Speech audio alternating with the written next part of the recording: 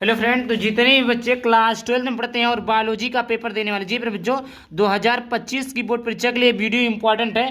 पूरे किताब के महत्वपूर्ण बहुविकल्पीय प्रश्न को लेकर आऊँ जी पर बच्चों। वेरी वेरी इंपॉर्टेंट जो है ऑब्जेक्टिव प्रश्न है। क्या है पर बच्चों? वेरी वेरी इंपॉर्टेंट ऑब्जेक्टिव प्रश्न है जो कि 2025 की बोर्ड परीक्षा में पूछे जाएंगे। कब पूछे जाएंगे पर बच्चों? 2025 की बोर्ड परीक्षा में पूछे जाएंगे। जितने भी क्वेश्चन को देखिए मैं लेकर आया हूँ, सभी के सभी क्वेश्चन अपने आप में काफी ज्यादा इंपॉर्टेंट क्या है, काफी ज्यादा इंपॉर्टेंट है। तो आप लोग वीडियो को पूरा देखिएगा। अगर आप लोग पीडीएफ चाहते हैं तो पीडीएफ डिस्क्रिप्शन में सारा चीज दिया हुआ, कैसे आपको पीडीएफ मिलेगा उसको आप लोग देख लेना। आइए एक एक प्रश्न को देखकर स्टार्ट करते हैं। तो यहाँ पर दे लिखा पूरे किताब के महत्वपूर्ण बहुविकल्पीय प्रश्न यानी ऑब्जेक्टिव प्रश्न है जो कि 2025 बोर्ड परीक्षा के लिए इंपॉर्टेंट है। पहला यहाँ पर देखिए लिखा क्वेश्चन कि आवृतबीजी पौधों में पुंकेसर है। फिर बच्चों आवृतबीजी पौधों में पुंकेसर क्या है? तो यहाँ पर देखिए लिखा हुआ है मादा जननांग, नर जननांग, और तीसरा पहला या दूसरा दोनों, और चौथा आपका कोई नहीं। प्यारे बच्चों आवृतबीजी पौधों में पुंकेसर है। तो आवृतबीजी पौधों में पुंकेसर कौन सा है? नर जननांग। क्या है बच्चों? नर जननांग। और मैं पहले ही बता देता हूं आपका जितना भी प्रश्न सही रहेगा जी प्यारे बच्चों, जितना भी प्रश्न मैं बताऊंगा उसमें से जितना भी सही रहेगा उतना। उसके बाद में देखिए दूसरा है कि प्रतिमुखी को शिकायत वह होती है, प्रतिमुखी शिकायत वह होती है जो उपस्थित होते हैं। क्या होती है? निभागीय छोर पर, अंडाद्वारीय छोर पर, कि मध्य में, कि कोई नहीं। इसका कौन सा ऑप्शन प्यारे बच्चों सही होगा? तो देखिए प्रतिमुख को शिकायत वह होती है, शिकायत वह होती है जो उपस्थित होते हैं। क्या उपस्थित होते हैं प्यारे बच्चों? तो निभागीय छोर पर। कौन से? निभागीय छोर पर। आगे बात करते हैं, तीसरे नंबर का प्रश्न है। तीसरा प्रश्न है कि कौन सी कोशिकाएं सभी प्रकार के भ्रूणपोष में पाई जाती है? फिर बच्चों कौन सी कोशिका, ऐसी कौन सी कोशिका जो सभी प्रकार के माने ऑल टाइप सभी प्रकार के भ्रूणकोश में पाई जाती है? तो पहला है साकोशिकीय, दूसरा है अंडकोशिकीय, तीसरा है प्रतिमुखी कोशिकीय, और चौथा है ए सभी। तो देखिए प्यारे बच्चों जो होता है कौन सी कोशिका सभी प्रकार के भ्रूणकोश में पाई जाती है? तो ये है अंड कोशिका। कौन सी कोशिका प्यारे बच्चों? अंड कोशिका है। Option number B is correct हो जाएगा। आगे बात करते हैं प्यारे बच्चों, चौथा नंबर का प्रश्न है कि भारतीय भ्रूण विज्ञान के जनक है। प्यारे बच्चों भारतीय भ्रूण विज्ञान के जनक कौन है? तो यहाँ पर देखिए पहला दिया हुआ जगदीश चंद्र बोस। क्या प्यारे बच्चों? जगदीश चंद्र बोस है। दूसरा है प्रो पंचानन है, तीसरा है हरि गोविंद खुराना है, चौथा है बीरबल साहन है। तो प्यारे बच्चों भारतीय भ्रूण विज्ञान के जो जनक है वो कौन है प्यारे बच्चों? तो वो प्रो पंचानन है। क्या है? प्रो पंचानन है। ऑप्शन नंबर दूसरा सही हो जाएगा। देखिए पांचवें नंबर का प्रश्न बात कर लेते हैं। परिभ्रूणपोष जिसे कहते हैं पेरिस्पर्म अवशेष है। क्या है? बाह्य अध्यावरण, अंताध्यावरण, भ्रूणपोष, बीजांडय, बीजांड का है। क्या है? बीजांड का है। तो इसका जो सही ऑप्शन हो जाएगा वो हो जाएगा जो बीजांड का है। ऑप्शन नंबर चौथा इस करेक्ट हो जाएगा। चौथे नंबर का ऑप्शन सही हो जाएगा। आगे बात करते हैं बच्चों, 6 नंबर का प्रश्न है कि निभाग पाया जाता है। निभाग पाया जाता है तो पहला परागकण में, कि बीजांड में, कि भ्रूणपोष में, कि सभी में? तो देखिए प्यारे बच्चों जो है निभाग पाया जाता है वो बीजांड में पाया जाता है। किस में पाया जाता है प्यारे बच्चों? बीजांड में पाया जाता है। ऑप्शन नंबर दूसरा ही करेक्ट हो जाएगा।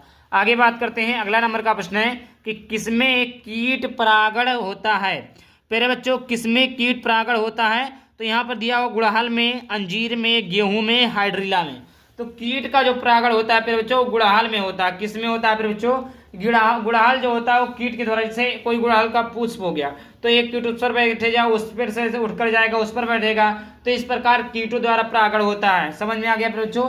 आई होप आपको क्लियर हो गया होगा। ये 7 नंबर प्रश्न हो गए। चलिए आगे और देखते हैं अगले प्रश्न की तरफ। यहाँ पर देखिए 8वें नंबर का प्रश्न है कि अमरबेल होता है। प्यारे बच्चों अमरबेल होता है तो पहला देखिए दिया हुआ है पूर्ण तना परजीवी में। क्या है? पूर्ण तना परजीवी में। दूसरा दिया है आंशिक तना परजीवी में। तीसरा दिया है पूर्ण मूल परजीवी में। चौथा दिया है आंशिक मूल परजीवी में। तो अमरबेल होता है। अमरबेल किसमें होता है फिर बच्चों? तो ये होता है आप सभी लोगों का पूर्ण तना परजीवी में। किसमें होता है फिर बच्चों? पूर्ण तना परजीवी में होता है। आगे बात करते हैं, 9 नंबर का प्रश्न है कि निम्न में से आभासी फल नहीं है। फिर बच्चों ये सबसे ज्यादा मोस्ट इंपॉर्टेंट है, हर साल की बोर्ड परीक्षा में पूछा जाता है। आप कोई सा भी पेपर उठाकर देख लीजिए, सभी में कहीं ना कहीं पूछा गया है। तो निम्न में से आभासी फल है, कौन नहीं है? सेब नहीं है, कि स्ट्रॉबेरी नहीं, कि अखरोट नहीं है, कि आम नहीं है। तो इसका ऑप्शन नंबर डी सही हो जाएगा। आम जो है आभासी फल नहीं है। जी पर बच्चों, आभासी फल कौन सा नहीं है?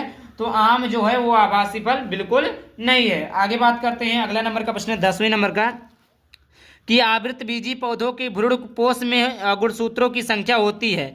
आवृतबीजी पौधों में भ्रूणपोष में गुणसूत्रों की संख्या होती है, कितना होती है? 1x होता है, 2x होता है, कि 3x होता है, कि 4x होता है? तो आवृतबीजी पौधों में गुणसूत्रों की संख्या 3x होता है। कितना होता है? 3x होता है। चलिए आगे बात करते हैं बच्चों, 11 नंबर का प्रश्न है कि कोशिकीय अवस्था में भ्रूण कहलाती है। कोशिकीय अवस्था में भ्रूण कहलाती है, क्या कहलाती है? Morula, gastrula, blastula, blastomere. तो इसका ऑप्शन नंबर ए सही हो जाएगा, मोरूला। क्या हो जाएगा? मोरूला। आगे बात करते हैं, अगले नंबर का प्रश्न है 12 नंबर का, कि एक शुक्राणु में माइटोकॉन्ड्रिया पाई जाती है। प्यारे बच्चों, एक शुक्राणु में माइटोकॉन्ड्रिया पाई जाती है, किसमें पाई जाती है? पुच्छ में पाई जाती है, एक्रोसोम में पाई जाती है, तीसरा है मध्य भाग में पाई जाती है, चौथा है कोई नहीं।